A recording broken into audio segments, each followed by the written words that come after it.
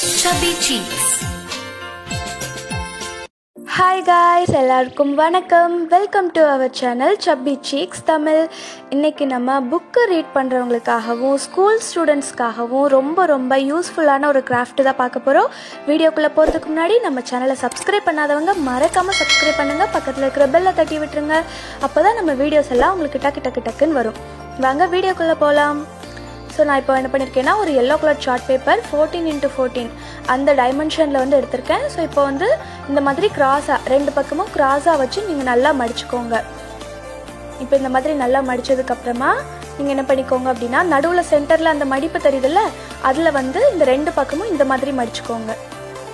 So இப்படி வச்சு மடித்து விட்டுக்கோங்க. அப்போ உங்களுக்கு வந்து ஒரு ஸ்கொயர் பாக்ஸ் மாதிரி கிடைக்கும். இந்த மாதிரி ஒரு டைமண்ட் ஷேப்பில் வந்து கிடைக்கும். இப்போ இந்த மாதிரி மடித்ததுக்கப்புறமா மேலே இருக்கிறதுல ஒன்று மட்டும் பின்னாடி மடிச்சுக்கோங்க.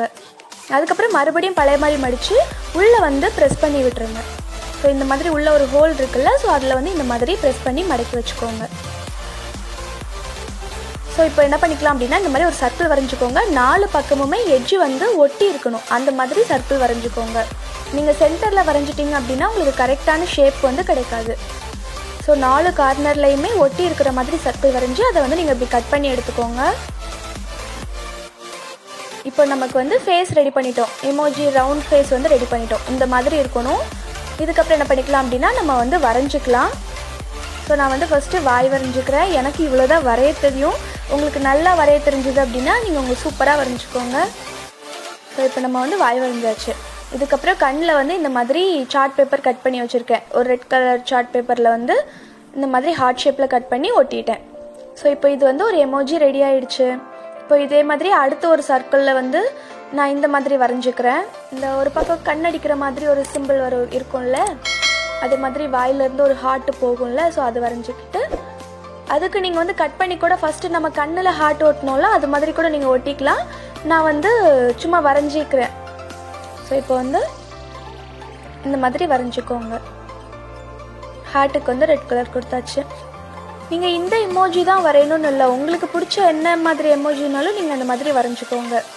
ஸோ இப்போ நம்ம வந்து கண்ணுலையும் பிளாக் கலராக அடிச்சாச்சு. இப்போ 2வது எமோஜி நம்ம வரைஞ்சி முடிச்சிட்டோம். ஸோ 3rd வந்து இன்னொன்று வரைஞ்சிக்கலாம்.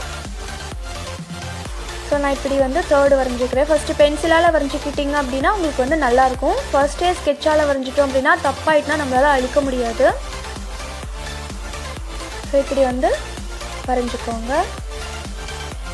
இதுக்கப்புறமா வந்து கண்ணில் வந்து இந்த கண்ணீர் வரும் இல்லையா, ஸோ அதுக்காக இந்த மாதிரி பேப்பர் கட் பண்ணி அதில் ப்ளூ கலரில் நான் கலர் பண்ணி வச்சுருக்கேன். ஸோ அதே இந்த மாதிரி நம்ம கரெக்டாக அந்த கண்ணு பக்கத்தில் வச்சு ஒட்டிக்கலாம்.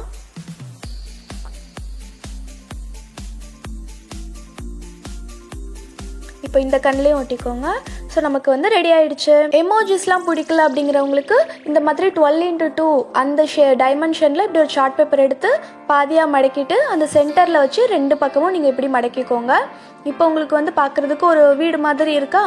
இப்போ என்ன பண்ணிக்கலாம் அப்படின்னா இந்த நடுவில் இருக்கிற 2த்தையும் செல்லோ டேப் போட்டு நம்ம ஒட்டிக்க போகிறோம்.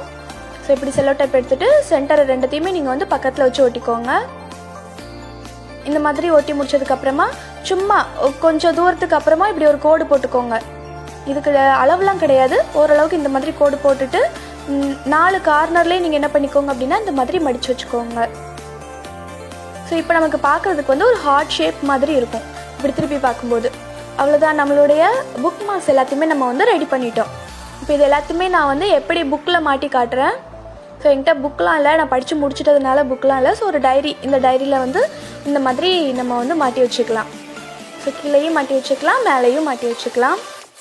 இப்போ நம்ம எமோஜிஸ் எல்லாத்தையுமே நம்ம வந்து வச்சு பார்ப்போம். ஸோ இப்படி வச்சிட்டிங்க அப்படின்னா அந்த சென்டரில் வந்து உங்களுக்கு இருக்கும் பேப்பரு, மூடிட்டாலும் நம்ம ஈஸியாக எடுத்துடலாம். ஸோ இதே மாதிரி நம்ம எல்லா எமோஜிஸும் கரெக்டாக ஃபிக்ஸாக இருக்கும். நீங்கள் வந்து அந்த கட் பண்ணும்போது மட்டும்தான் நீங்கள் கரெக்டாக பார்த்து கட் பண்ணணும். ஏன்னா அது ரவுண்ட் ஷேப்பில் அப்படி கரெக்டாக கட் பண்ணால் தான் இந்த மாதிரி நமக்கு கிடைக்கும். ஸோ நம்மளுடைய புக் மார்க் எல்லாம் உங்களுக்கு பிடிச்சிருக்குன்னு நான் நம்புகிறேன். உங்களுக்கு பிடிச்சிருக்கா இல்லையான்னு மறக்காமல் கமெண்ட் பண்ணுங்கள். பிடிச்சிருந்ததுன்னா லைக் பண்ணுங்கள். ப்ளீஸ் நம்ம சேனலை மறக்காமல் சப்ஸ்கிரைப் பண்ணி வச்சுக்கோங்க. அப்போ தான் நம்மளுடைய புது ஐடியாஸ், புது கிராஃப்ட் எல்லாமே உங்களுக்கு வந்து அப்டேட் ஆகிக்கிட்டே இருக்கும். நெக்ஸ்ட் வீடியோவில் பார்க்கலாம். பாய்.